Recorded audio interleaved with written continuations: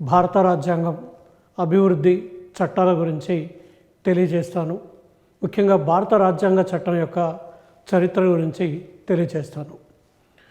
రాజ్యాంగం అనేటువంటి కాన్సెప్ట్ మనకి ఆధునిక కాలంలో తీసుకున్నట్టయితే మొట్టమొదటిసారిగా అమెరికా 1787లో ఫిలడెల్ఫియా సమావేశం లోపల అమెరికా రాజ్యాంగాన్ని రూపొందించుకుంది. ప్రపంచంలో ప్రప్రథమ లిఖిత రాజ్యాంగం అమెరికా రాజ్యాంగం.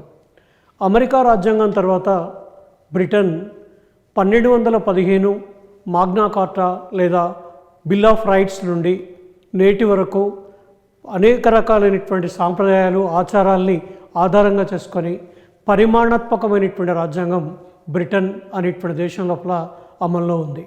అంటే రాజ్యాంగం అనే కాన్సెప్ట్ని తీసుకున్నప్పుడు అమెరికా మొట్టమొదటి లిఖిత రాజ్యాంగాన్ని రూపొందిస్తే బ్రిటన్లో పరిణామాత్మకమైనటువంటి రాజ్యాంగం అనేది అమల్లో ఉంది. అందుకోసమే మనం బ్రిటన్లో అలిఖిత రాజ్యాంగం ఉందని, అమెరికాలో లిఖితపూర్వకమైనటువంటి రాజ్యాంగం ఉంది అని చెప్తున్నాం. ఇక భారతదేశం విషయానికి వస్తే భారతదేశం లోపల 1498 లోపల భారతదేశానికి బ్రిటిష్ వాళ్ళ యొక్క వ్యాపారం చేయడానికి భారతదేశానికి ప్రవేశించారు. 1600 నుండి 1950 జనవరి 26 వరకు ఉన్నటువంటి భారత రాజ్యాంగ చరిత్రని మనం ప్రధానంగా 6 భాగాలుగా విభజించవచ్చు అని ప్రఖ్యాత చరిత్రకారుడు బీసీ రావత్ తన యొక్క అభిప్రాయాన్ని వ్యక్తం చేస్తున్నారు. ఆయన యొక్క అభిప్రాయం లోపల భారత రాజ్యాంగం అనేది ఎప్పుడు ప్రారంభమైంది, దీని యొక్క పరిణామం ఎప్పుడు ప్రారంభమైంది అనే విషయాన్ని తీసుకున్నప్పుడు 1600 సంవత్సరం లోపల భారతదేశంలోకి ఈస్ట్ ఇండియా కంపెనీ ప్రవేశించింది.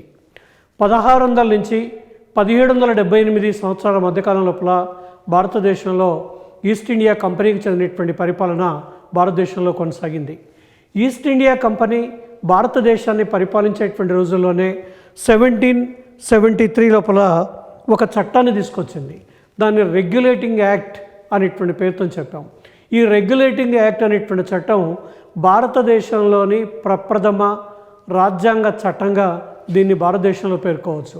భారతదేశంలో వ్యాపారం చేయడానికి ఈ చట్టం ద్వారా అనుమతిని పొందడం జరిగింది.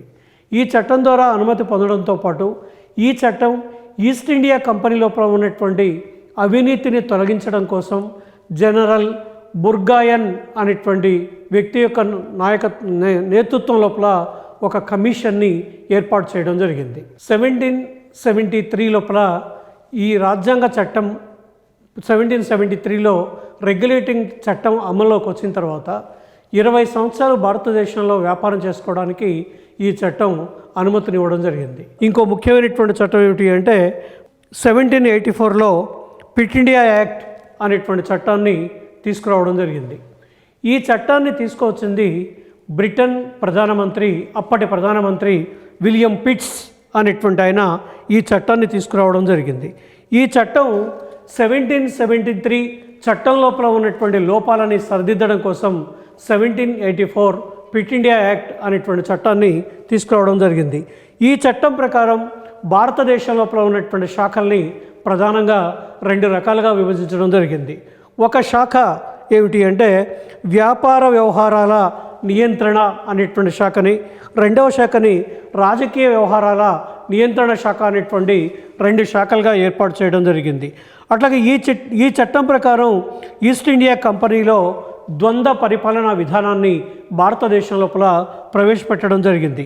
అట్లాగే 1793 చార్టర్ చట్టం, ఈ చట్టం ప్రకారం బ్రిటిష్ ప్రభుత్వం ఈస్ట్ ఇండియా కంపెనీకి భారతదేశంలో 20 సంవత్సరాలు వ్యాపారం చేసుకోవడానికి అనుమతించడం జరిగింది. దీని తర్వాత వచ్చినటువంటి అతి ముఖ్యమైనటువంటి చట్టం 1813 చార్టర్ చట్టం. ఈ చట్టం ద్వారా ఈస్ట్ ఇండియా కంపెనీకి 20 సంవత్సరాలు భారతదేశంలో వ్యాపారం చేసుకోవడానికి బ్రిటిష్ రాజు అవకాశాన్ని ఇవ్వడం జరిగింది. ఈ చట్టం ప్రకారం భారతదేశం లోపల వ్యాపార గుత్తాధిపత్యాన్ని తొలగించడం జరిగింది. అంటే బ్రిటిష్ పౌరులు ఎవరైనా సరే భారతదేశం లోపల వ్యాపారం చేసుకోవచ్చు అనేటువంటి విధంగా ఈ చట్టం ఒక సవరణని తీసుకురావడం జరిగింది.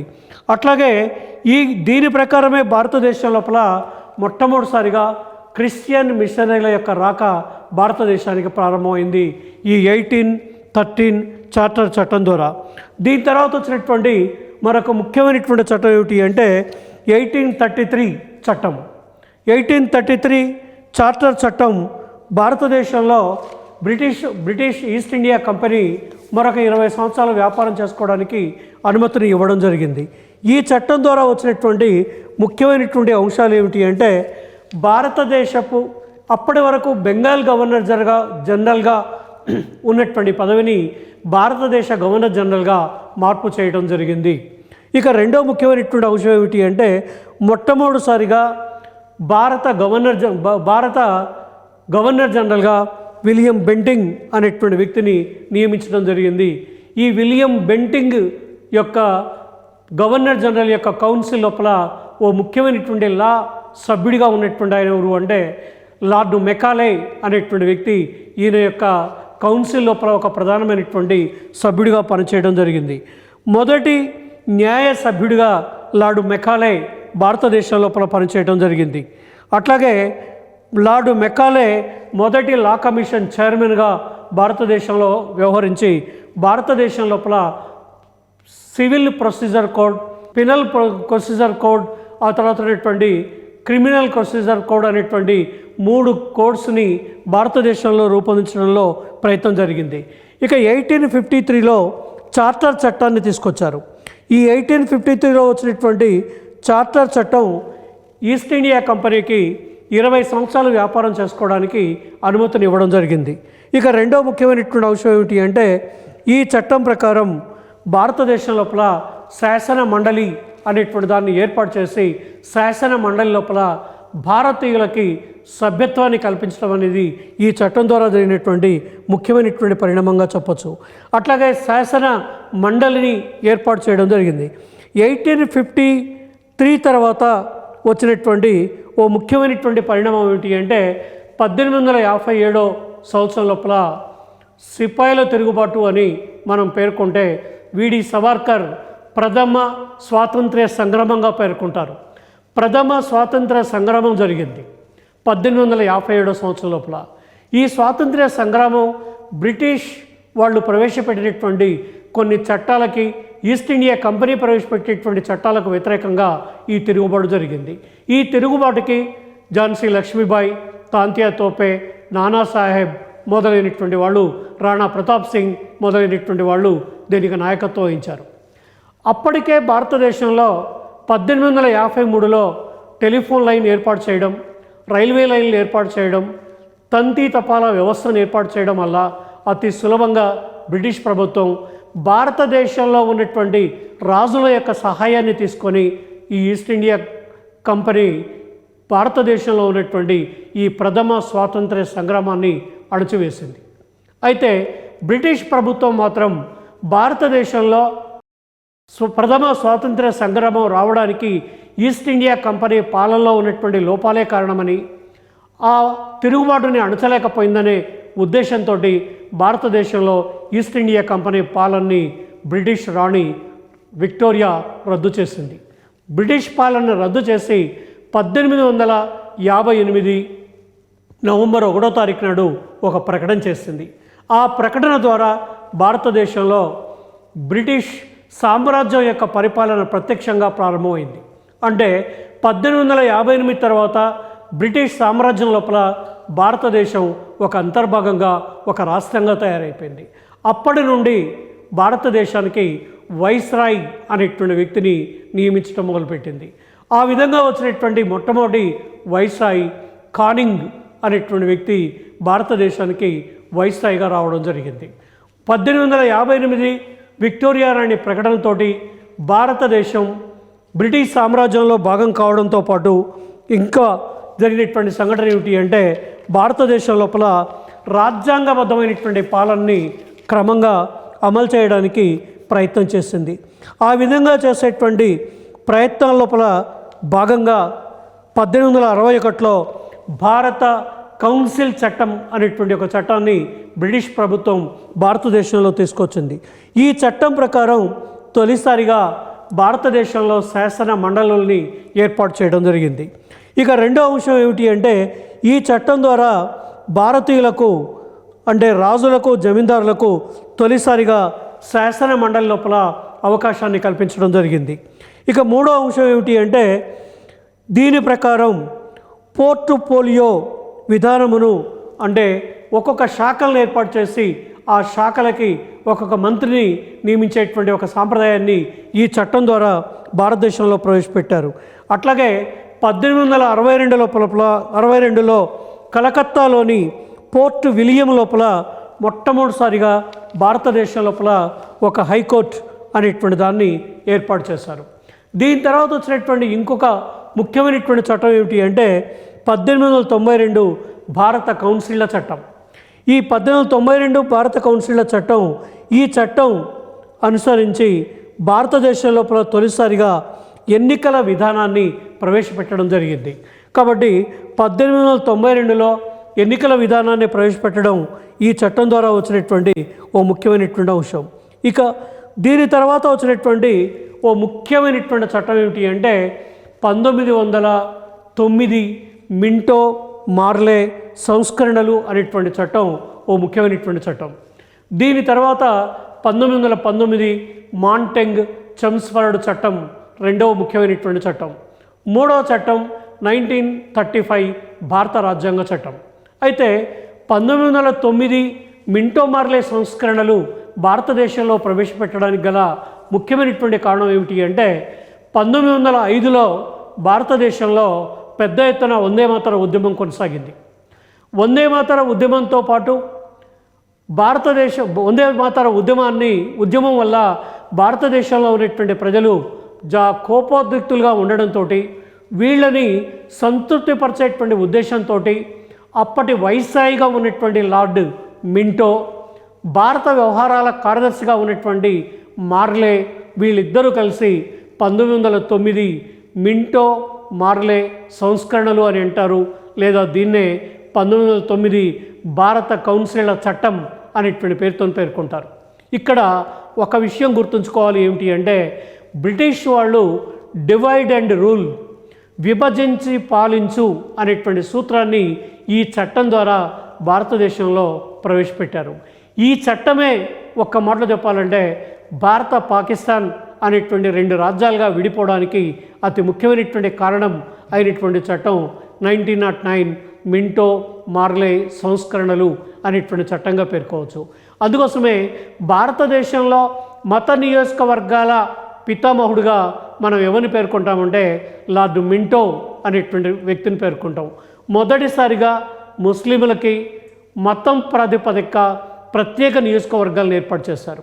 ఈ నియోజకవర్గాల ఏర్పాటుకి పూర్వరంగం ఏమిటి అంటే 1922లో బ్రిటన్లో చదువుకుంటున్నటువంటి విద్యార్థులు, ఆకతాయి విద్యార్థులు కొంతమంది భారతదేశానికి స్వాతంత్ర్యం వచ్చిన తర్వాత మేము పాకిస్తాన్, పాక్ అంటే పవిత్రుల, స్థాన్ అంటే భూమి, పవిత్రుల భూమిగా పవిత్రుల దేశంగా మేము భారత్ నుంచి విడిపోయి పాకిస్తాన్గా ఏర్పడతామని చెప్పి 1922లో కొంతమంది ఆకతాయి పిల్లలు వేసినటువంటి ఒక కరపత్రం దేనికి దారితీసింది అంటే 1909 చట్టానికి దారితీసింది. ఈ చట్టమే ఆ తర్వాత కాలం లోపల ద్విజాతీయ సిద్ధాంతానికి దారితీసి భారత్ నుంచి పాకిస్తాన్ విడిపోవడానికి ఓ ముఖ్యమైనటువంటి చట్టంగా 1909 అనేటువంటి చట్టాన్ని మనం పేర్కొంటున్నాం. ఈ చట్టంలో ఉన్నటువంటి ముఖ్యమైనటువంటి అంశాలు ఏమిటి అంటే గవర్నర్ జనరల్ కౌన్సిల్ల సభ్యుల యొక్క సంఖ్యని 16 నుంచి 60కి పెంచడం జరిగింది. అట్లాగే దీని ప్రకారం ఏర్పాటు చేసినటువంటి శాసనసభల్ని ఇంపీరియల్ శాసనసభ, ఇంపీరియల్ లెజిస్లేచర్ అని పిలిచేవాళ్ళు. అట్లాగే గవర్నర్ జనరల్ కౌన్సిల్ లోపల భారతీయులకి ఈ చట్టం లోపల అవకాశం అనేటువంటిది కల్పించడం జరిగింది. అట్లాగే అతి ముఖ్యమైనటువంటి అంశం ఏమిటి అంటే న్యాయ సభ్యుడిగా Satyendra Prasad Sinha governor general council లోపల ఇతన్ని సభ్యుడిగా నియమించడం జరిగింది. దీని ప్రకారం శాసనసభ బడ్జెట్ని చర్చించే వీలు కల్పించారు. అంటే అంతకుముందు బడ్జెట్ని కేవలం బ్రిటిష్ ప్రభుత్వం మాత్రమే అమలు చేసేది. దీనితోటి భారతీయులకు బడ్జెట్ని చర్చించేటువంటి అవకాశాన్ని కల్పించడం జరిగింది. ఇక రెండో ముఖ్యమైనటువంటి అంశం ఏమిటి అంటే 1909 తర్వాత భారతదేశంలో ఉన్నటువంటి పరిణామాలను తీసుకున్నట్టయితే 1909 తర్వాత భారతదేశం లోపల హోమ్ రూల్ ఉద్యమం పెద్ద ఎత్తున చెలరేగింది. హోమ్ రూల్ ఉద్యమంతో పాటు 1919లో జలియన్వాలా బాగ్ ఏప్రిల్ 13వ తారీఖు నాడు జలియన్వాలా బాగ్ దురంతం జరిగింది. అట్లాగే 1919 లోపల మహాత్మా గాంధీ యొక్క ఆధ్వర్యంలో సత్యాగ్రహ ఉద్యమం అనేటువంటిది ప్రారంభమైంది. భారతీయుల్ని దృష్టి మరల్చడం కోసం మేము కొన్ని రాజ్యాంగ సంస్కరణల్ని, రాజ్యాంగ చట్టాలని మీ దేశంలో అమలు చేస్తున్నాం, అంచెల వారీగా ప్రజాస్వామిక విధానాల్ని మీ దేశంలో అమలు చేస్తున్నాం అనేటువంటి ఉద్దేశంతో 1919లో మరొక భారత కౌన్సిల్ చట్టాన్ని బ్రిటిష్ ప్రభుత్వం భారతదేశంలో ప్రవేశపెట్టింది. దీన్నే మనం ఏమని పిలుస్తున్నామంటే దీన్ని 1919 మాంటేగ్ చౌస్ఫర్డ్ సంస్కరణలు అనేటువంటి పేరుతోటి ఈ చట్టాన్ని మనం పేర్కొంటున్నాం. ఈ మాంటేగ్ చౌస్ఫర్డ్ అనేటువంటి ఈ సంస్కరణల్లో అతి ముఖ్యమైనటువంటి అంశం ఏమిటి అంటే ద్విసభా విధానాన్ని భారతదేశం లోపల ప్రవేశపెట్టడం జరిగింది. ఇక రెండవది ఏమిటి అంటే దిగువ సభ, ఎగువ సభ అనేటువంటి 2 సభల్ని ప్రవేశపెట్టడంతో పాటు ఇక్కడ ఇంకో ముఖ్యమైనటువంటి అంశం హై కమిషనర్ అనేటువంటి పదవిని భారతదేశం లోపల నియమించడం జరిగింది. ఇక మూడో ముఖ్యమైనటువంటి అంశం ఏమిటి అంటే కేంద్ర బడ్జెట్ నుండి రాష్ట్ర బడ్జెట్ని ఈ చట్టం రెండింటినీ కూడా వేరు చేయడం జరిగింది. ఈ చట్టం ప్రకారం బాధ్యతాయుతమైనటువంటి ప్రభుత్వాన్ని భారతదేశం లోపల ఏర్పాటు చేయడం జరిగింది. అయితే 1919 చట్టం తర్వాత భారతదేశంలో ఈ చట్టం యొక్క అమలుని గురించి పరిశీలించమని 1927 లోపల భారతదేశానికి సైమన్ కమిషన్ అనేటువంటి దాన్ని భారతదేశానికి పంపించారు. ఈ సైమన్ కమిషన్ కమిషన్ లోపల భారతీయులు ఎవరు కూడా సభ్యులుగా లేకపోవడంతో భారత జాతీయ కాంగ్రెస్, భారతదేశంలోని మేధావి వర్గం ఈ సైమన్ కమిషన్ను వ్యతిరేకించింది. సైమన్ గోబ్యాక్ అంటూ నినాదాలు చేస్తూ సైమన్ కమిషన్ని తిరిగి వెనుక పంపించింది. ఈ సైమన్ కమిషన్ తిరిగి వెనుక వెళ్ళిన తర్వాత భారతీయుల్ని సంతృప్తిపరిచేటువంటి ఉద్దేశంతో రౌండ్ టేబుల్ సమావేశాల్ని ఏర్పాటు చేయడం జరిగింది. ఆ రౌండ్ టేబుల్ సమావేశాలు ఎప్పుడెప్పుడు ఏర్పాటు చేయడం జరిగింది అంటే 1930, 1931, 1932 సంవత్సరాల లోపల 3 రౌండ్ టేబుల్ సమావేశాలని భారతదేశం లోపల ఏర్పాటు చేశారు. ఈ 3 రౌండ్ టేబుల్ సమావేశాలకు ఎస్సీ అంటే హరిజన వర్గాల యొక్క ప్రతినిధిగా డాక్టర్ బిఆర్ అంబేద్కర్ ఈ యొక్క సమావేశాలకు హాజరయ్యారు. ఈ 3 రౌండ్ టేబుల్ సమావేశాలని ఆధారంగా చేసుకొని భారతదేశం లోపల 1935 భారత రాజ్యాంగ చట్టం అనే దాన్ని భారతదేశంలోకి తీసుకొచ్చారు. ఈ 1935 భారత రాజ్యాంగ చట్టం లోపల ఉన్నటువంటి అతి ముఖ్యమైనటువంటి అంశాలు ఏమిటి అంటే దీనిలో మొత్తం 321 సెక్షన్స్ ఉన్నాయి, 10 షెడ్యూల్స్ ఉన్నాయి.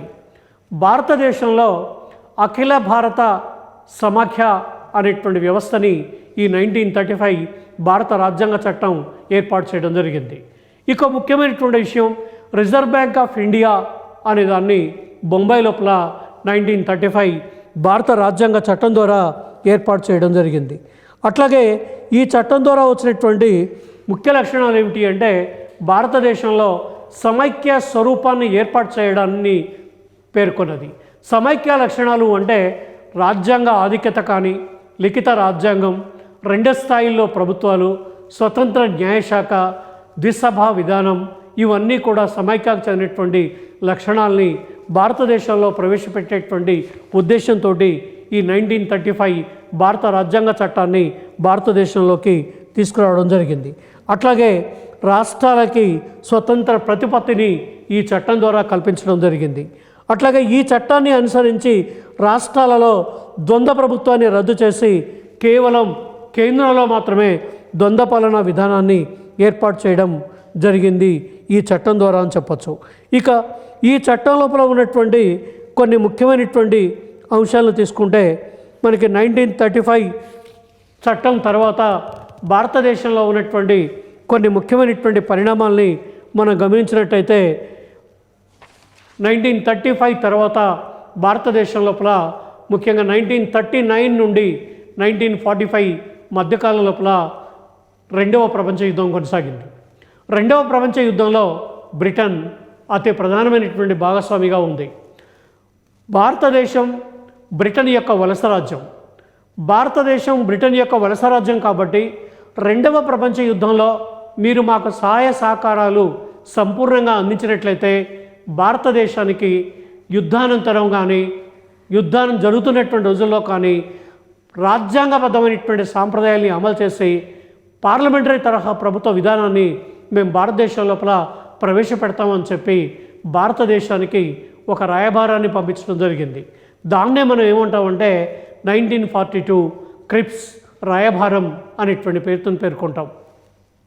ఈ రాయబారాన్ని దాదాపు భారత ప్రజలంతా కూడా మేము యుద్ధానికి సహకరించాం, రెండవ ప్రపంచ యుద్ధానికి భారతదేశానికి సంబంధం లేదని కాంగ్రెస్ లోపల ఉన్నటువంటి అతివాద వర్గానికి చెందినటువంటి వాళ్ళంతా కూడా దీన్ని తిరస్కరించడం జరిగింది. రెండవ ప్రపంచ యుద్ధం జరిగిన తరువాత 1945లో బ్రిటన్లో ఎన్నికలు జరిగాయి. 1945లో బ్రిటన్లో ఎన్నికలు జరిగినప్పుడు రెండు పార్టీలు ఎన్నికల్లో ప్రధానమైనటువంటి పాత్ర వహించాయి. ఒకటి కన్జర్వేటివ్ పార్టీ, ఒకటి లేబర్ పార్టీ. లేబర్ పార్టీ ఎన్నికల మేనిఫెస్టోలో ఏమని ప్రకటించిందంటే బ్రిటన్లో ఉన్న భారతీయులు లేబర్ పార్టీకి ఓటేసినట్టయితే, లేబర్ పార్టీ అధికారంలోకి వచ్చిన వెంటనే భారతదేశానికి స్వాతంత్ర్యం ఇచ్చేటువంటి విషయాన్ని మేము సానుకూలంగా పరిశీలిస్తాం అని లేబర్ పార్టీ ప్రకటించింది. లేబర్ పార్టీకి చెందినటువంటి నాయకుడు క్లెమెంట్ అట్లీ. అట్లాగే అక్కడ ద్విపార్టీ విధానం ఉంది కాబట్టి మరొక పార్టీ కన్జర్వేటివ్ పార్టీకి చెందినటువంటి నాయకుడు రెండవ ప్రపంచ యుద్ధ కాలంలో ప్రధానమంత్రిగా పనిచేసినటువంటి విన్స్టన్ చర్చిల్, మేము ఇప్పట్లో భారతదేశానికి స్వాతంత్రం ఇచ్చే ప్రసక్తే లేదు భారతదేశానికి అని ఆయన ఎన్నికల మేనిఫెస్టోలో ప్రకటించారు. అయితే బ్రిటన్ ప్రజలు రెండవ ప్రపంచ యుద్ధం తరువాత యుద్ధకాలంలోనే విన్స్టన్ చర్చిల్ ప్రధానమంత్రిగా పనికొస్తాడు, యుద్ధం లేనప్పుడు ప్రధానమంత్రిగా వద్దు అని చర్చిల్ పార్టీని ఓడించి లేబర్ పార్టీని అధికారంలోకి తీసుకొచ్చారు. లేబర్ పార్టీ అధికారంలోకి వచ్చిన తర్వాత క్లెమెంట్ అట్లీ ప్రధానమంత్రి అయిన తర్వాత ఆయన ఎన్నికల్లో చేసినటువంటి వాగ్దానం ప్రకారం భారతదేశానికి 1946 లోపల క్యాబినెట్ మిషన్ ప్లాన్ అనే దాన్ని భారతదేశానికి పంపించారు. 1946 లోపల దీన్నే మనం తెలుగులో అయితే మంత్రిత్రయ రాయబారం అని పిలుస్తాం. దీనిలో 3 మంత్రుల్ని భారతదేశానికి పంపించారు. ఒకరు ఏవి అలెగ్జాండర్, 2 లార్డ్ ఫెథిక్ లారెన్స్, మూడో వ్యక్తి ఎవరు అంటే లార్డ్ ఫెథిక్ లారెన్స్, ఏవి అలెగ్జాండర్, ఆ తర్వాత సర్ స్టాఫర్డ్ క్రిప్స్. వీళ్ళ 3 కూడా భారతదేశాన్ని పంపించారు. జూన్ జూలై నెలలో వీళ్ళు మొత్తం భారతదేశాన్ని తిరిగారు. భారతదేశాన్ని తిరిగి భారతదేశ పరిస్థితులు మొత్తాన్ని కూడా అధ్యయనం చేసి బ్రిటిష్ ప్రభుత్వానికి కొన్ని సిఫారసులు చేశారు. బ్రిటిష్ ప్రభుత్వానికి వీళ్ళు చేసేటువంటి సిఫారసులు ఏమిటి అంటే రాజ్యాంగ పరిషత్కి తక్షణమే ఎన్నికలు జరిపించండి, 10 లక్షల మంది భారతీయులకి ఒక రాజ్యాంగ పరిషత్ సభ్యుడిని ఎన్నుకోండి, జూన్ జూలైలో రాజ్యాంగ పరిషత్ యొక్క ఎన్నికలు నిర్వహించి మీరు రాజ్యాంగాన్ని రూపొందించుకొని ఆమోదించినట్లయితే మేము భారతదేశానికి స్వాతంత్రం ఇవ్వడాన్ని పరిశీలిస్తాం అని చెప్పి అట్లీ ప్రకటించడంతో 1946 క్యాబినెట్ మిషన్ ప్లాన్ సిఫార్సులతోటి భారతదేశంలో రాజ్యాంగ పరిషత్కి ఎన్నికలు నిర్వహించడం జరిగింది. రాజ్యాంగ పరిషత్ యొక్క ఎన్నికల లోపల ఆ రోజు ఉన్నటువంటి పార్టీలన్నీ కూడా కమ్యూనిస్టు పార్టీ, భారత జాతీయ కాంగ్రెస్తో పాటు జనసంఘ్ పార్టీ, రకరకాలైనటువంటి పార్టీలు మొత్తం రాజ్యాంగ పరిషత్ యొక్క ఎన్నికల లోపల పాల్గొన్నాయి. రాజ్యాంగ పరిషత్కి మొత్తం 389 మంది సభ్యులు రాజ్యాంగ పరిషత్తుకి ఎన్నికయ్యారు. 389 మంది సభ్యులతోటి రాజ్యాంగ పరిషత్ యొక్క మొట్టమొదటి సమావేశం 9/12/1946 అంటే డిసెంబర్ 9వ తేదీన 1946 సంవత్సరం లోపల మొట్టమొదటి రాజ్యాంగ పరిషత్ యొక్క సమావేశం భారతదేశంలో జరిగింది. ఈ సమావేశంలో మొట్టమొదటి అధ్యక్షుడు ఎవరు అంటే అతన్ని తాత్కాలిక అధ్యక్షుడిగా పేర్కొంటాం. ఆ తాత్కాలిక అధ్యక్షుడిగా ఫ్రెంచి పద్ధతి ప్రకారం రాజ్యాంగ పరిషత్కి ఎన్నికైనటువంటి సభ్యుల లోపల అందరికంటే వయసులో పెద్దవాడైనటువంటి సచ్చిదానంద సిన్హాని ఆనాటి రాజ్యాంగ పరిషత్ యొక్క అధ్యక్షుడిగా ఎన్నుకోవడం జరిగింది. సచ్చిదానంద సిన్హా యొక్క అధ్యక్షతన మొట్టమొదటి రాజ్యాంగ పరిషత్ సమావేశం 9 డిసెంబర్ 1946 లోపల జరిగింది. ఇక రెండవ సమావేశం 11 డిసెంబర్ 1946లో జరిగింది. ఈ సమావేశంలోనే బాబు రాజేంద్ర ప్రసాద్ని రాజ్యాంగ పరిషత్కు చెందినటువంటి అధ్యక్షుడిగా ఎన్నుకోవడం జరిగింది. ఉపాధ్యక్షులుగా హిరేన్ చంద్ర ముఖర్జీ అనే వ్యక్తిని, వీటి కృష్ణమాచారి అనేటువంటి వ్యక్తుల్ని, వీళ్ళిద్దరినీ కూడా ఉపాధ్యక్షులుగా ఎన్నుకోవడం జరిగింది. భారత రాజ్యాంగ సలహాదారుగా బిఎన్ రావు అంటే బెనగల నరసింహారావు అనేటువంటి వ్యక్తిని రాజ్యాంగ పరిషత్ యొక్క సలహాదారుగా ఈ సమావేశం లోపల ఎన్నుకోవడం జరిగింది. ఇక 13వ తారీఖున అంటే డిసెంబర్ 13వ తారీఖున జరిగినటువంటి సమావేశం లోపల నెహ్రూ ఆసియాల తీర్మానాన్ని ప్రవేశపెట్టారు. నెహ్రూ ప్రవేశపెట్టేటువంటి ఆసియాల తీర్మానంతో రాజ్యాంగ పరిషత్ యొక్క చర్చ ప్రారంభమైంది అని చెప్పొచ్చు. దాదాపు మూడవ ముఖ్యమైనటువంటి కమిటీ ఏమని చెప్పొచ్చు అంటే రాజ్యాంగ రచనా కమిటీ. రాజ్యాంగ రచనా కమిటీకి చైర్మన్గా డాక్టర్ భీమ్రావ్ రామ్జీ అంబేద్కర్ అనేటువంటి వ్యక్తిని రాజ్యాంగ కమిటీ చైర్మన్గా ఎన్నుకోవడంతో పాటు 6 సభ్యుల్ని ఎన్నుకోవడం జరిగింది. ఈ 6 ముఖ్యమైనటువంటి సభ్యులు ఎవరు అంటే 6 సభ్యుల లోపల ఒకైన కృష్ణస్వామి అయ్యంగార్ ఒక సభ్యులు. రెండో వ్యక్తి ఎవరు అంటే ఎన్ గోపాలస్వామి అయ్యంగార్. మూడో సభ్యుడు ఎవరు అంటే కేఎం మున్షి. 4వ సభ్యులు సయ్యద్ మహమ్మద్ సాదుల్లా. ఇంకో సభ్యులు బిఎల్ మిత్తర్. అయితే ఇక్కడ ఈయన అస్వస్థకు గురి కావడంతో ఈయన యొక్క స్థానం లోపల ఎన్ మాధవరావు అనేటువంటి ఆయనని ఎన్నుకోవడం జరిగింది. నెక్స్ట్ 6వ వ్యక్తి ఎవరు అంటే బిపి ఖైతాన్. అయితే ఈయన మృతి చెందడంతో ఈయన యొక్క స్థానం లోపల టిటి కృష్ణమాచారి అనేటువంటి వ్యక్తిని ఎన్నుకోవడం జరిగింది.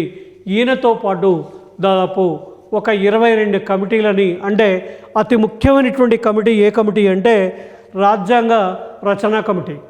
ఈ రాజ్యాంగ రచనా కమిటీ సమావేశమై రాజ్యాంగాన్ని తయారు చేసింది.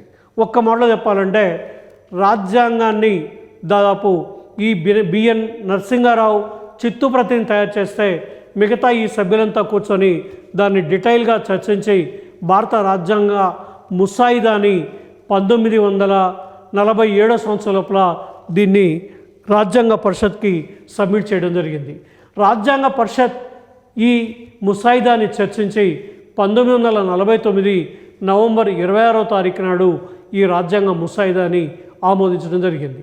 అయితే ఇక్కడ ఈ రాజ్యాంగ సమావేశం జరుగుతున్నటువంటి రోజుల్లో జరిగినటువంటి ఒక ముఖ్యమైనటువంటి అంశం ఏమిటి అంటే రాజ్యాంగ పరిషత్తులో సభ్యులుగా కాని వ్యక్తులు 2 ఉన్నారు. ఒకరు మహాత్మా గాంధీ, రెండో వ్యక్తి మహమ్మద్ అలీ జిన్నా.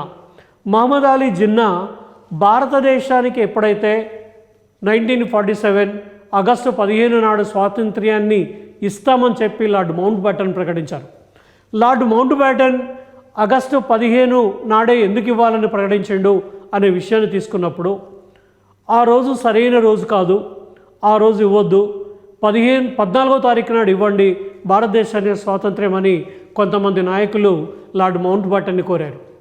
అయితే లార్డ్ మౌంట్ బ్యాటన్ మాత్రం నేను ఆగస్టు 15 నాడే భారతదేశానికి స్వాతంత్ర్యం ఇస్తానని పేర్కొన్నారు.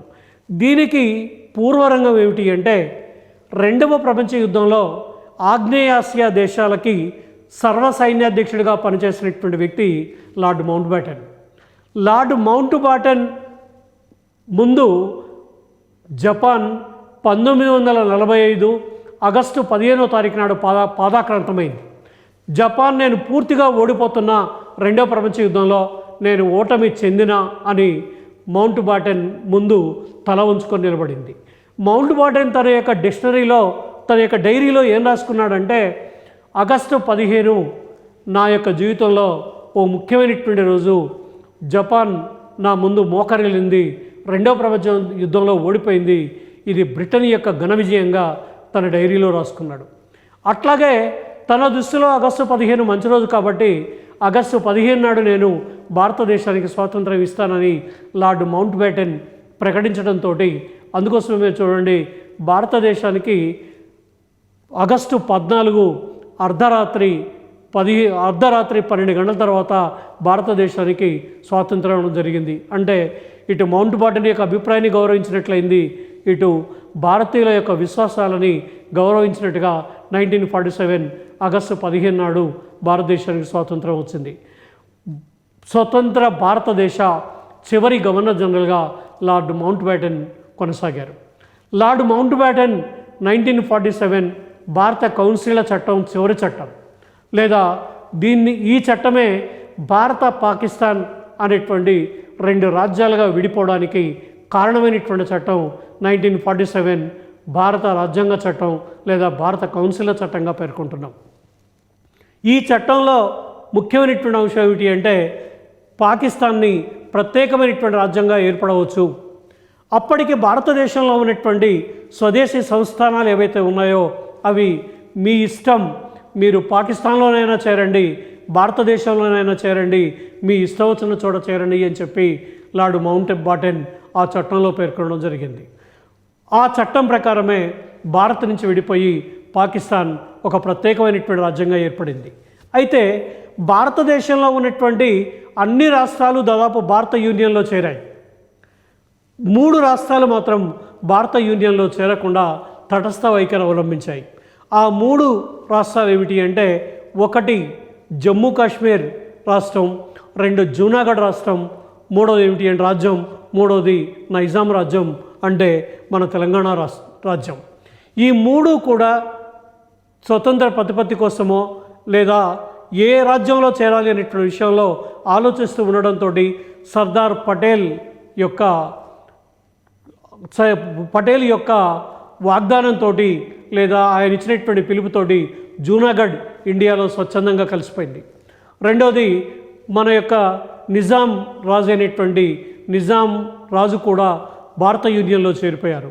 ఒక జమ్మూ కాశ్మీర్ విషయంలోనే కాస్త వివాదం జరిగింది.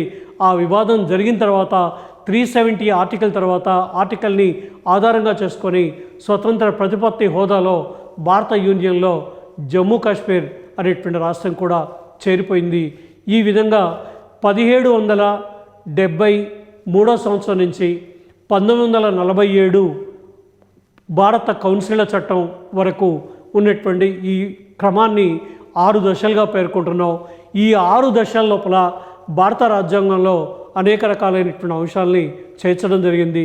అతి ముఖ్యమైనటువంటి అంశం ఏమిటి అంటే 1935 భారత రాజ్యాంగ చట్టంలోని అనేక రకాలైనటువంటి అంశాలని భారత రాజ్యాంగంలో చేర్చడం జరిగింది. అయితే భారత రాజ్యాంగం రచించడానికి పడినటువంటి మొత్తం కాలం ఎంత అంటే 2 సంవత్సరాల 11 నెలల 17 రోజులు భారత రాజ్యాంగాన్ని రచించడానికి పట్టినటువంటి పూర్తి సమయంగా మనం పేర్కొంటున్నాం. అయితే భారత రాజ్యాంగాన్ని 1949 నవంబర్ 26వ తారీఖు నాడు ఆమోదించుకున్న తర్వాత 1950 జనవరి 26వ తారీఖు నాడు భారతదేశాన్ని ఒక గణతంత్ర రాజ్యంగా ప్రకటించుకుంటూ భారత రాజ్యాంగం అమల్లోకి వచ్చింది. కాబట్టి ఆ రోజు మనం ప్రవేశికలో రాసుకున్నాం. ప్రవేశికలో ఏం రాసుకున్నామంటే భారత ప్రజలమైన మేము సర్వసత్తాక గణతంత్ర ప్రజాస్వామ్య సామ్యవాద లౌకిక సమగ్రత కలిగినటువంటి రాజ్యాంగాన్ని రూపొందించుకొని ఆర్థిక సమానత్వం, సాంఘిక సమానత్వం, రాజకీయ సమానత్వం, సౌభ్రాతృత్వాలతోటి కలిసిమెలిసి జీవిస్తామని మేమంతా ప్రతిజ్ఞ చేస్తున్నాం అని భారత ప్రజలంతా ఒక ప్రతిజ్ఞ చేసి ఆ ప్రతిజ్ఞ ప్రకారం భారత రాజ్యాంగాన్ని అమల్లోకి తీసుకొచ్చుకున్నాం. ఆ రోజు నుండి మనం ఒక గణతంత్ర రాజ్యంగా కొనసాగుతున్నాం. అయితే ఇక్కడ గణతంత్ర రాజ్యానికి అర్థం ఏమిటి అంటే ప్రజల చేత రాజ్యాధినేత ఎన్నుకోబడితే దాన్ని గణతంత్ర రాజ్యం అంటారు. ప్రజల చేత ఎన్నుకోబడిన రాజ్యాధినేత రాష్ట్రపతి. రాష్ట్రపతిని ప్రజలు ఎన్నుకుంటున్నారు కాబట్టి భారతదేశాన్ని ఒక గణతంత్ర రాజ్యంగా పేర్కొంటున్నాం, రిపబ్లిక్ అనేటువంటి రాజ్యంగా పేర్కొంటున్నాం. అయితే భారత రాజ్యాంగాన్ని రూపొందించింది తయారు చేయడానికి 2 సంవత్సరాల 11 నెలల 18 రోజుల సమయం పట్టింది. 64 లక్షల రూపాయల వ్యయం జరిగింది. అయితే భారత రాజ్యాంగంలో అనేక విషయాల్ని మనం ప్రపంచంలో ఉన్నటువంటి అనేక దేశాల నుంచి మనం స్వీకరించడం జరిగింది. ప్రపంచంలో ఉన్నటువంటి అనేక దేశాల లోపల అంటే భారతదేశ పరిస్థితులకు అనుగుణంగా ఏ విషయాలైతే ఉన్నాయో వాటన్నిటి కూడా భారతదేశంలోకి స్వీకరించడం జరిగింది. ముఖ్యంగా భారతదేశంలో వెస్ట్ మినిస్టర్ రివ్యూ అనేటువంటి విధానాన్ని భారతదేశం లోపల మనం ప్రవేశపెట్టాం. భారత రాజ్యాంగానికి చెందినటువంటి ఆధారాల్ని తీసుకున్నప్పుడు మనకి భారత రాజ్యాంగం యొక్క ఆధారాల లోపల అతి ముఖ్యమైనటువంటి ఆధారంగా మనం దేని పేర్కోవచ్చు అంటే వెస్ట్ మినిస్టర్ రివ్యూ అంటాం. ఎందుకంటే 1600 సంవత్సరం నుంచి 1947 సంవత్సరం వరకు సుమారు 350 సంవత్సరాలు బ్రిటిష్ వాళ్ళు భారతదేశాన్ని పరిపాలించారు. భారతదేశంలో పార్లమెంటరీ తరహా వ్యవస్థని భారతదేశంలో ఏర్పాటు చేశారు. పార్లమెంటరీ తరహా వ్యవస్థ భారతదేశంలో ఏర్పాటు చేశారు కాబట్టి బ్రిటన్ నుండి అత్యధిక విషయాలు భారత రాజ్యాంగంలోకి స్వీకరించడం జరిగింది. బ్రిటన్ నుండి మనం భారత రాజ్యాంగంలోకి స్వీకరించినటువంటి ముఖ్యమైనటువంటి అంశాల లోపల పార్లమెంటరీ సాంప్రదాయాలు, సమన్యాయ పాలన, క్యాబినెట్ ప్రభుత్వం, శాసన నిర్మాణ శాఖ, కార్యనిర్వాహక వర్గ సంబంధాలు, ఏక పౌరత్వం, నామమాత్ర కార్యనిర్వహణాధికారం, అట్లాగే బ్రిటిష్ రాజ్యాంగంలోని వెస్ట్ మినిస్టర్ మోడల్ అంటే ఇవన్నీ కూడా మన పార్లమెంటరీ తరహా ప్రభుత్వ విధానాన్ని బ్రిటన్ నుంచి స్వీకరించాం. తాత్కాలిక లేదా నామమాత్ర సార్వభౌమాధికారిగా రాష్ట్రపతి, బ్రిటన్లో నామమాత్ర సార్వభౌమాధికారిగా రాణి ఏ విధంగా ఉందో భారతదేశంలో రాష్ట్రపతిని ఏర్పాటు చేశాం. బ్రిటన్లో ఏ విధంగా అయితే వాస్తవ కార్యనిర్వాహక వర్గంగా ప్రధానమంత్రి మంత్రిమండలి ఉందో భారతదేశం లోపల కూడా ప్రధానమంత్రి మంత్రిమండలి అనేటువంటి ప్రభుత్వాన్ని ఏర్పాటు చేయడం జరిగింది. ఇక రెండవది ఏమిటి అంటే అమెరికా రాజ్యాంగం నుండి అతి ముఖ్యమైనటువంటి కాన్సెప్ట్ ప్రవేశికని అమెరికా రాజ్యాంగం నుండి గ్రహించాం. ప్రియాంబిల్ అని చెప్తాం, దాన్నే పీఠిక అని పేర్కొంటాం. ప్రవేశిక అమెరికా రాజ్యాంగం నుండి స్వీకరించాం. రెండవ ముఖ్యమైనటువంటి అంశం ఏమిటి అంటే ఫండమెంటల్ రైట్స్, ప్రాథమిక హక్కుల ప్రకటనని అమెరికా రాజ్యాంగం నుండి గ్రహించడం జరిగింది. ఇక మూడో అంశం ఏమిటి అంటే న్యాయ సమీక్షాధికారం. అమెరికాలో సుప్రీంకోర్టుకి న్యాయ సమీక్షాధికారం ఉంది. అమెరికా సుప్రీంకోర్టుకు ఉన్నటువంటి న్యాయ సమీక్షాధికారాన్ని భారతదేశం లోపలికి గ్రహించడం జరిగింది. దీని తర్వాత ఉన్నటువంటి ఇంకో ముఖ్యమైనటువంటి అంశం రాష్ట్రపతిని తొలగించే మహాభియోగ తీర్మానాన్ని కూడా మనం అమెరికా రాజ్యాంగం నుండి భారత రాజ్యాంగంలోకి గ్రహించడం జరిగింది. ఇంకొకటి ఐర్లాండ్ రాజ్యాంగం నుండి ఆదేశిక సూత్రాలని భారత రాజ్యాంగంలోకి గ్రహించాం. ఇంకో ముఖ్యమైనటువంటి అంశం వైమార్ రాజ్యాంగం నుండి రాష్ట్రపతి అత్యవసర పరిస్థితి ప్రకటనని గ్రహించాం. రాష్ట్రపతి అత్యవసర అధికారాల్లో 352 అధికరణం, 356 అధికరణం, 360 అధికరణం, వీటిని వైమార్ రిపబ్లిక్ అంటే వేరే దేశం కాదు, జర్మనీలో మొదటి ప్రపంచ యుద్ధం తర్వాత ఏర్పడినటువంటి రిపబ్లిక్ని వైమార్ రిపబ్లిక్ అని పిలుస్తాం. ఎందుకంటే మొదటి ప్రపంచ యుద్ధం తర్వాత వర్సైల్స్ ఒప్పందం ద్వారా బ్రిటన్కు చెందినటువంటి అనేక భూభాగాల్ని మిత్రరాజ్యాలు పంచుకున్నాయి, మిత్రరాజ్యాలు ఆక్రమించుకున్నాయి. మిత్రరాజ్యాలు ఆక్రమించుకోగా మిగిలినటువంటి జర్మనీ ప్రాంతాన్ని వాన్ హిడెన్బర్గ్ వైమార్ రిపబ్లిక్గా ఏర్పాటు చేశాడు. ఈ వైమార్ రిపబ్లిక్ రాజ్యాంగం నుంచి రాష్ట్రపతి యొక్క అత్యవసర అధికారాల్ని భారత రాజ్యాంగంలోకి గ్రహించడం జరిగింది. అట్లాగే ఉమ్మడి జాబితా, స్వేచ్ఛా వ్యాపార వాణిజ్యాలు, రవాణా, పార్లమెంటు ఉభయ సభల సంయుక్త సమావేశం తదితర అంశాలని ఆస్ట్రేలియా రాజ్యాంగంలో నుంచి భారత రాజ్యాంగంలోకి స్వీకరించడం జరిగింది. అట్లాగే జీవించే హక్కుకు సంబంధించిన చట్టం నిర్ధారించిన పద్ధతి అనేటువంటి దాన్ని జపాన్ రాజ్యాంగం నుంచి గ్రహించడం జరిగింది. మీకు ఈ క్లాజుని అత్యధికంగా భారతదేశంలో ఉపయోగించినటువంటి వాళ్ళ లోపల భారత ప్రధానిగా పనిచేసినటువంటి పివి నరసింహారావు గారు ప్రధానమంత్రిగా ఉన్న రోజుల్లో ఏ అంశాన్ని గురించి అయినా మాట్లాడినప్పుడు చట్టం నిర్ధారించిన పద్ధతిలో పని జరుగుతుంది అనేటువంటి మాటని వారు ఎక్కువగా ఉపయోగించేటువంటి వారు. ఇక ముఖ్యమైనటువంటి ఇంకోటి ఏమిటి అంటే శక్తివంతమైన కేంద్రం సమైక్య వ్యవస్థ స్వరూపాన్ని కెనడా దేశపు రాజ్యాంగం నుండి గ్రహించడం జరిగింది. ఇక రాజ్యాంగ సవరణ పద్ధతిని దక్షిణాఫ్రికా రాజ్యాంగం నుండి గ్రహించడం జరిగింది. గణతంత్ర రాజ్య భావన, స్వేచ్ఛ, సమానత్వం, సౌభ్రాతృత్వం రాజ్యాల్ని ఫ్రెంచ్ రాజ్యాంగం నుండి భారత రాజ్యాంగంలోకి ఈ అంశాలన్నిటినీ కూడా గ్రహించడం జరిగింది. కాబట్టి భారత రాజ్యాంగం ప్రపంచంలో ఉన్నటువంటి భారతదేశ కాల పరిస్థితులకు అనుగుణంగా ఏ విషయాలైతే ఉంటాయో ఆ విషయాలన్నిటినీ కూడా భారతదేశం వీటి గ్రహించడం జరిగింది.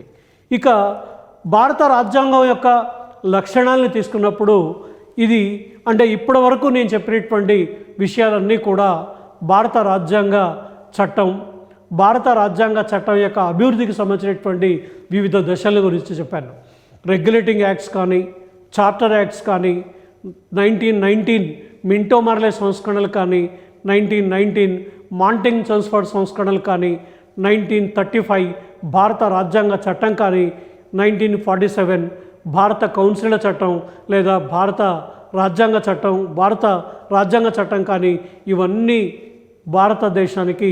భారతదేశంలో క్రమక్రమంగా దాదాపు 1772 నుంచి 1947 వరకు బ్రిటిష్ ప్రభుత్వం అంచెలంచెలుగా భారతదేశంలో పార్లమెంటరీ ప్రజాస్వామిక వ్యవస్థను ప్రవేశపెట్టింది. అదే వ్యవస్థని భారత రాజ్యాంగ నిర్మాతలు ఆమోదించి భారతదేశానికి ఒక అత్యున్నతమైనటువంటి రాజ్యాంగాన్ని రూపొందించడం జరిగింది. ప్రపంచంలోనే అతిపెద్ద రాజ్యాంగం భారత రాజ్యాంగం. ఎందుకంటే ఇంత పెద్ద లిఖిత రాజ్యాంగం ప్రపంచంలో ఉన్నటువంటి ఏ దేశంలో కూడా లేదు. ఇక రెండవ ముఖ్యమైనటువంటి టాపిక్ ఏమిటి అంటే భారత రాజ్యాంగం లక్షణాలు. భారత రాజ్యాంగ చరిత్రను బీసీ రావత్ భారత రాజ్యాంగ చరిత్రను 6 రకాలుగా వర్ణించారు, 6 దశలుగా వర్ణించారు. 6 దశల లోపల భారత రాజ్యాంగం అనేది ఈ స్థాయికి రూపుదిద్దుకుంది అనేటువంటి అభిప్రాయాన్ని ఆయన వ్యక్తం చేశారు. ఈ 6 దశల లోపల మనం మొట్టమొదటి దశని 1600 నుంచి 1773 వరకు మొదటి దశగా పేర్కొంటున్నాం. మొదటి దశ 1600 సంవత్సరం నుంచి 1773 వరకు మొదటి దశగా పేర్కొంటున్నాం. ఈ మొదటి దశలోనే భారతదేశంలో ఈస్ట్ ఇండియా కంపెనీ వ్యాపారం చేయడానికి వచ్చింది. వ్యాపారం చేయడం కోసం వచ్చినటువంటి ఈస్ట్ ఇండియా కంపెనీ క్రమంగా భారతదేశంలో కొన్ని చట్టాలను ప్రవేశపెట్టింది. ఆ విధంగా ప్రవేశపెట్టినటువంటి చట్టాల లోపల 1773 రెగ్యులేటింగ్ యాక్ట్ అనేది ఓ ముఖ్యమైనటువంటి చట్టం. ఈ రెగ్యులేటింగ్ యాక్ట్ అనేటువంటి చట్టం బ్రిటిష్ ప్రభుత్వం భారతదేశంలో ప్రవేశపెట్టినటువంటి మొట్టమొదటి చట్టంగా పేర్కోవచ్చు. ఈ చట్టం ద్వారానే భారతదేశం లోపల ఈస్ట్ ఇండియా కంపెనీలో ఉన్నటువంటి అవినీతిని అరికట్టడానికి జనరల్ బుర్గాయన్ అనేటువంటి వ్యక్తి యొక్క చైర్మన్షిప్ లోపల జనరల్ బుర్గాయన్ యొక్క చైర్మన్గా ఒక రహస్య కమిటీని నియమించింది. ఈ రహస్య కమిటీ ఈస్ట్ ఇండియా కంపెనీ లోపల ఉన్నటువంటి అవినీతిని అరికట్టడానికి లేదా అవినీతికి పాల్పడేటువంటి వాళ్ళని శిక్షించడానికి ఈ కమిటీ అనేటువంటిది ప్రధానమైనటువంటి పాత్ర వహించింది. ఈ 1773 రెగ్యులేటింగ్ యాక్ట్ ప్రకారం భారతదేశం లోపల ఒక గవర్నర్ జనరల్ అనేటువంటి వ్యక్తిని భారతదేశం లోపల నియమించడం జరిగింది. ఈ విధంగా నియమించబడినటువంటి గవర్నర్ జనరల్ భారతదేశంలో 1774 సంవత్సరం లోపల ఆయన పోర్ట్ విలియం లోపల సుప్రీంకోర్టుని ఏర్పాటు చేయడం జరిగింది. కాబట్టి భారతదేశంలో ఈస్ట్ ఇండియా కంపెనీ 1774 లోపల కలకత్తా లోపల ఒక సుప్రీంకోర్టుని పోర్ట్ విలియం లోపల ఏర్పాటు చేయడం జరిగింది. ఈ పోర్ట్ విలియంలో ఏర్పాటు చేసినటువంటిదే భారతదేశంలో బ్రిటిష్ వాళ్ళు ఏర్పాటు చేసినటువంటి మొదటి సుప్రీంకోర్టుగా పేర్కోవచ్చు. మొదటి సుప్రీంకోర్టుగా భారతదేశంలో పేర్కోవచ్చు. దీని తర్వాత 1784లో క్విట్ ఇండియా యాక్ట్ అనేటువంటి యాక్ట్ భారతదేశంలో తీసుకొచ్చారు. 1784 లోపల వచ్చినటువంటి యాక్ట్ని క్విట్ ఇండియా యాక్ట్ అని పిలుస్తాం.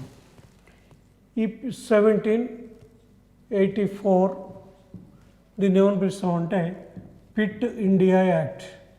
ఈ క్విట్ ఇండియా యాక్ట్ భారతదేశంలో బ్రిటన్ ప్రధానమంత్రి అయినటువంటి సర్ విలియం పిట్స్ అనేటువంటి వ్యక్తి ఈ చట్టాన్ని అమలు చేయడం జరిగింది. 1773 యాక్ట్ లోపల ఉన్నటువంటి రెగ్యులేటింగ్ యాక్ట్లో ఉన్నటువంటి లోపాలని సరిచేయడం కోసం ఈ చట్టం అనేటువంటిది తీసుకురావడం జరిగింది. ఈ చట్టమే భారతదేశంలో ఉన్నటువంటి పాలనా అంశాలని 2 రకాలుగా పేర్కొంది. ఒకటి వ్యాపార వ్యవహారాల నియంత్రణ అని, రెండో విషయాన్ని రాజకీయ వ్యవహారాల నియంత్రణ అని చెప్పి రెండు రకాలుగా పేర్కొంది. ఈ చట్టమే ఈస్ట్ ఇండియా కంపెనీలో ద్వంద్వ పాలనని ప్రవేశపెట్టింది. ఈ చట్టంలో ఉన్నటువంటి అతి ముఖ్యమైనటువంటి అంశం ఏమిటి అంటే ఈస్ట్ ఇండియా కంపెనీలో ద్వంద్వ పాలన ప్రవేశపెట్టినటువంటి చట్టం ఏమిటి అంటే ఈ క్విట్ ఇండియా యాక్ట్ అనేటువంటిది ప్రవేశపెట్టింది. దీని తర్వాత ఇంకొక చట్టం ఈస్ట్ ఇండియా కంపెనీ భారతదేశంలో తీసుకొచ్చింది. ఈస్ట్ ఇండియా కంపెనీ తెచ్చినటువంటి ఇంకో చట్టం ఏమిటి అంటే 1793 చార్టర్ చట్టం. ఈ చట్టం తర్వాత వచ్చినటువంటి ఇంకోటి ఏమిటి అంటే 1793 చార్టర్ చట్టం భారతదేశంలో ఈస్ట్ ఇండియా కంపెనీ తీసుకొచ్చింది. ఈ చార్టర్ చట్టం లోపల ఉన్నటువంటి ముఖ్యమైనటువంటి అంశాలు ఏమిటి అంటే 20 సంవత్సరాలు భారతదేశంలో ఈస్ట్ ఇండియా కంపెనీ వ్యాపారం చేయడానికి బ్రిటిష్ రాజు నుంచి అనుమతి పొందింది. ఇక దీని తర్వాత వచ్చినటువంటి ఇంకొక ముఖ్యమైనటువంటి చట్టం ఏమిటి అంటే 1813 చార్టర్ చట్టం. ఇంకోటి 1813 చార్టర్ చట్టం. ఈ 1813 చార్టర్ చట్టం ప్రకారం 20 సంవత్సరాలు ఈస్ట్ ఇండియా కంపెనీకి భారతదేశంలో వ్యాపారం చేయడానికి అనుమతి అనేటువంటిది లభించింది. ఇక దీంతోపాటు ఇంకోటి ఏమిటి అంటే ముఖ్యమైన అంశం ఏమిటి అంటే ఈస్ట్ ఇండియా కంపెనీకి భారతదేశంలో వ్యాపారం చేసుకునే గుత్తాధికారాన్ని రద్దు చేసింది. అంతకుముందు ఈస్ట్ ఇండియా కంపెనీ ఒక్కటే భారతదేశంలో వ్యాపారం చేస్తుంది. అయితే ఈస్ట్ ఇండియా కంపెనీతో పాటు బ్రిటన్ పౌరులు ఎవరైనా సరే భారతదేశంలో వ్యాపారం చేసుకోవచ్చు అని బ్రిటిష్ రాజు అనుమతి ఇవ్వడం జరిగింది. ఇక నెక్స్ట్ ఈ చార్టర్ చట్టం ద్వారా వచ్చినటువంటి ఇంకో ముఖ్యమైనటువంటి అంశం ఏమిటి అంటే క్రైస్తవ మిషనరీలు భారతదేశంలో ప్రవేశించారు. క్రైస్తవ మిషనరీలు భారతదేశంలో ప్రవేశించడం ఈ చట్టం ద్వారానే సంభవించింది. ఆ తర్వాత ఈ చట్టం ద్వారా వచ్చినటువంటి ఇంకో ముఖ్యమైనటువంటి అంశం ఏమిటి అంటే 1,00,000 రూపాయల విద్యా నిధికి నిధులు మంజూరు చేయడం జరిగింది. అంటే భారతదేశంలో విద్యా వ్యాప్తి చేయడం కోసం 1,00,000 రూపాయలు మంజూరు చేశారు. అంటే 1813 చార్టర్ యాక్ట్ ద్వారా 20 ఇయర్స్ భారతదేశంలో వ్యాపారం చేయడానికి అనుమతి లభించింది. ఈస్ట్ ఇండియా కంపెనీ యొక్క గుత్తాధికారాన్ని తగ్గించడానికి రద్దు చేయడానికి ఉపయోగపడింది. మూడోది ఏమిటి అంటే క్రిస్టియన్ మిషనరీస్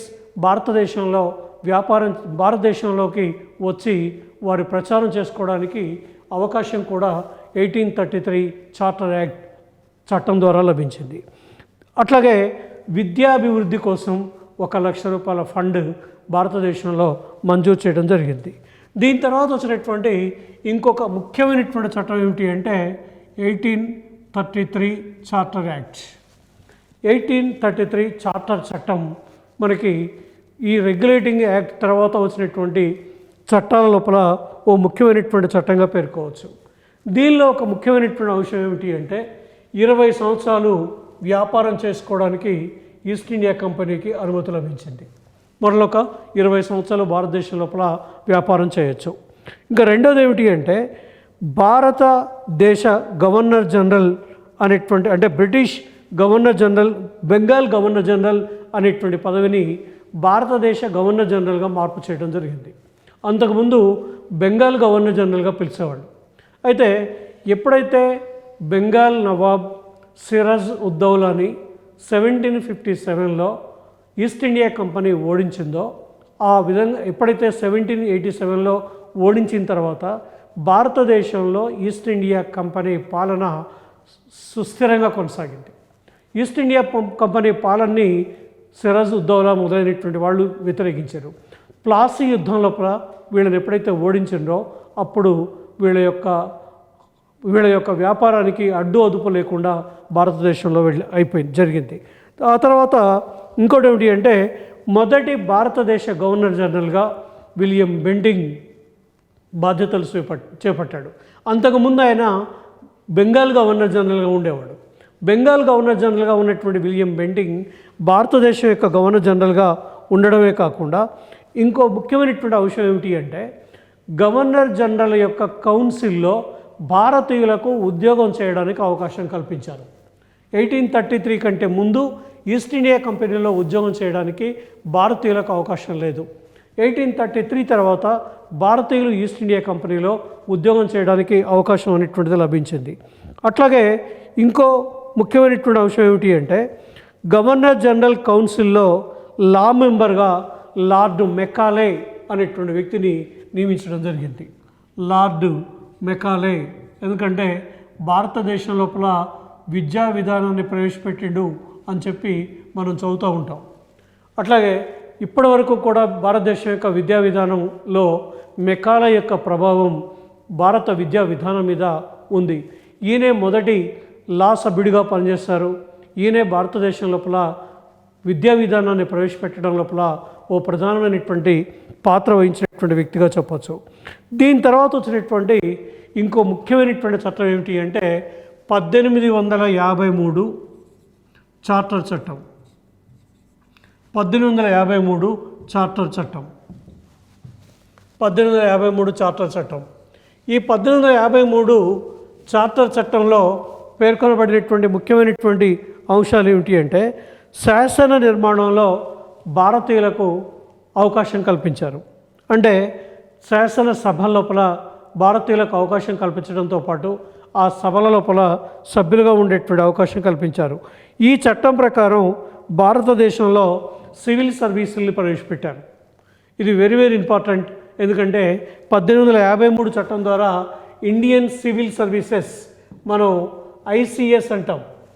భారతదేశంలో ఇప్పుడున్నటువంటి IAS, IPS, IFS ఏ విధంగా అయితే ఉద్యోగాల్ని నియమిస్తున్నదో UPSC, అదేవిధంగా బ్రిటిష్ వాళ్ళు భారతదేశంలో 1853 ద్వారా ICS ఇండియన్ సివిల్ సర్వీసెస్ అనేటువంటి దాన్ని ప్రవేశపెట్టడం జరిగింది. అట్లాగే ఇంకోటి ఏమిటి అంటే ఈ చార్టర్ చట్టమే భారతదేశం లోపల ఒక 3 చట్టాలని ఇండియా లోపల ప్రవేశపెట్టింది. ఆ 3 చట్టాలు ఏమిటి అంటే ఒకటి 1859,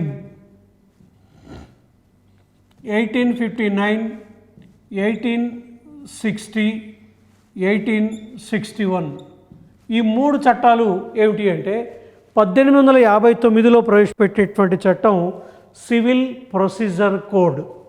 దీన్ని మనం ఏమంటామంటే సివిల్ ప్రొసీజర్ కోడ్ని పౌర వాద్య విధాన సంహిత అని పిలుస్తాం. రెండోది ఏమిటి అంటే 1860లో ఇండియన్ పినల్ కోడ్, భారత శిక్షా స్మృతి అనేటువంటి చట్టాన్ని ప్రవేశపెట్టిండ్రు 1860 లోపల. 1861 లోపల ఇండియన్ క్రిమినల్ కోడ్ లేదా నేర విచారణ అనేటువంటి దాన్ని ప్రవేశపెట్టారు. దాదాపు కొన్ని రకాలైనటువంటి మార్పులతోటి చేర్పులతోటి ఇవే చట్టాలు ఇప్పటి వరకు కూడా భారతదేశం లోపల కొనసాగుతూ ఉన్నాయి. దీని తర్వాత వచ్చినటువంటి ఇంకో ముఖ్యమైనటువంటి చట్టం ఏమిటి అంటే 1858. దీని తర్వాత వచ్చినటువంటి ఓ ముఖ్యమైనటువంటి చట్టం ఏమిటి అంటే 1858 లేదా దీన్ని ఏమని చెప్తున్నామంటే భారత ప్రభుత్వ చట్టం అని చెప్తున్నాం. 1858 భారత ప్రభుత్వ చట్టం అంటున్నాం. ఈ 1888 భారత ప్రభుత్వ చట్టం రావడానికి గల కారణం ఏమిటి అంటే 1857లో భారతదేశంలో ఏం జరిగింది అంటే 1857లో ప్రథమ భారత స్వతంత్ర సంగ్రామం జరిగింది. దీన్నే మనం బ్రిటిష్ వాడు సిపాయిల తిరుగుబాటు అన్నాడు, మనమేమో ప్రథమ భారత స్వాతంత్ర్య సంగ్రామంగా పేర్కొన్నాం. ఈ తిరుగుబాటుని అణచడంలో ఈస్ట్ ఇండియా కంపెనీ విఫలమైందని బ్రిటన్ రాణి విక్టోరియా, దీన్ని ఇంకో పేరుతో కూడా పిలవచ్చు, ఏమిటి అంటే విక్టోరియా ప్రకటన అని పిలవచ్చు. విక్టోరియా రాణి ప్రకటన అని చెప్తాం. ఈ విక్టోరియా రాణి ప్రకటనతోటి భారతదేశం బ్రిటన్ సామ్రాజ్యంలో ఒక భాగమైంది. బ్రిటన్ సామ్రాజ్యంలో ఒక భాగం కావడంతో పాటు ఈస్ట్ ఇండియా కంపెనీ పాలనని భారతదేశంలో రద్దు చేసింది. భారతదేశంలో ఈస్ట్ ఇండియా కంపెనీ పాలన రద్దు చేసి గవర్నర్ జనరల్ అనే పదవి, వైస్రాయ్ అనేటువంటి 2 పదవుల్ని నియమించడం జరిగింది. వైస్రాయ్ ఎవరు అంటే రాజప్రతినిధి. గవర్నర్ జనరల్ అంటే బ్రిటిష్ పాలిత రాష్ట్రాల్లో గవర్నర్ జనరల్ని, రాజులు పరిపాలించేటువంటి భారతదేశం లోపల వైస్రాయ్ అనేటువంటి 2 పదవుల్ని భారతదేశం లోపల నియమించడం జరిగింది. ఇక భారత వ్యవహారాల మంత్రిత్వ శాఖను ఏర్పాటు చేసింది. భారత వ్యవహారాల మంత్రిత్వ శాఖను ఏర్పాటు చేసి మొట్టమొదటి మంత్రి ఎవరు అంటే చార్లెస్ వుడ్ భారత వ్యవహారాల శాఖకు చెందినటువంటి మొదటి మంత్రిగా నియమించబడ్డాడు. మొదటి మంత్రిగా నియమించడంతో పాటు భారతదేశం యొక్క గవర్నర్ జనరల్గా లార్డ్ కానింగ్ అనేటువంటి వ్యక్తిని కూడా భారతదేశంలో మొట్టమొదటిసారిగా నియమించడం జరిగింది. అంటే 1772 నుంచి 1858 వరకు ఈస్ట్ ఇండియా కంపెనీ భారతదేశంలో రెగ్యులేటింగ్ యాక్ట్స్, చార్టర్ యాక్ట్స్ ప్రవేశపెట్టింది. 1858 నుండి 1947 భారతదేశ స్వాతంత్ర చట్టం వరకు బ్రిటిష్ ప్రభుత్వం డైరెక్ట్గా భారతదేశం లోపల చట్టాలని అమలు చేసింది. కాబట్టి 1858 చట్టం బ్రిటిష్ ప్రభుత్వం జారీ చేసినటువంటి చట్టం, బ్రిటిష్ ప్రభుత్వం అమలు చేసినటువంటి చట్టం. అందుకోసమే 1858 కంటే ముందున్న చట్టాలకి 1858 చట్టానికి చాలా రకాలైనటువంటి మార్పులు కనిపిస్తాయి. అందుకోసమే 1858 చట్టంలో మనకు కనిపించేటువంటి అంశం ఒకటి, ఈస్ట్ ఇండియా కంపెనీ పాలన రద్దు. రెండో ముఖ్యమైనటువంటి అంశం ఏమిటి అంటే భారత గవర్నర్ జనరల్ పదవిని వైస్రాయ్గా మార్పు చేయడం జరిగింది. బ్రిటన్లో భారత వ్యవహారాల మంత్రిత్వ శాఖను ఏర్పాటు చేసింది. ఆ శాఖ ద్వారా మొదటి మంత్రిగా ఎన్నికైనటువంటి వ్యక్తి చార్లెస్ వుడ్ అనేటువంటి వ్యక్తి మొట్టమొదటి మంత్రిగా ఎన్నిక కావడం జరిగింది.